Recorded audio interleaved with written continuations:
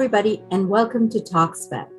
In the next few segments of Talksped, you're going to hear journey of educators and family members in the next year of pandemic, their highlights and their challenges. As educators, we are asking the questions as to how do we make our education system, our schools and child development systems more individually responsive to the needs of our children. Why don't we construct a system that meets the children's needs where they are, both inside and outside the school system, to be successful lifelong learners? One of the things that becomes very highlighted is to break out of that model of one size fits all.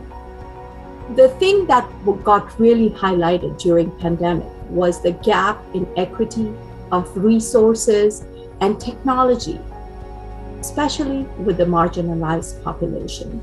We know that the access to these resources was very challenging, and with students of color, families with low socioeconomic strata, and those who have children with special needs. They really suffered during the pandemic, and that gap became very obvious because even now we have several students who are missing from the education system. Where are they? As educators, are we trying to understand and reach out to the families? We know that the 20th century education cannot be successful without access to internet and technology. The other important thing also that we have learned in these past 2 years is the partnership between educators and parents.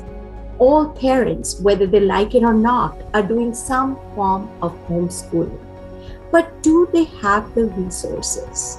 Do they have the support, the support system that can help them take care of their children while they also juggle to work and support the education system of their children?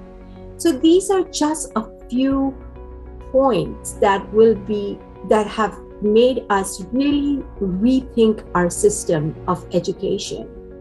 It is time that we start looking at the whole child, have a more holistic approach when we make policies or when we restructure our system. What happens inside the school is extremely important, but we need children who are ready to learn. And for that, we have to look at the community, the family challenges that children are facing.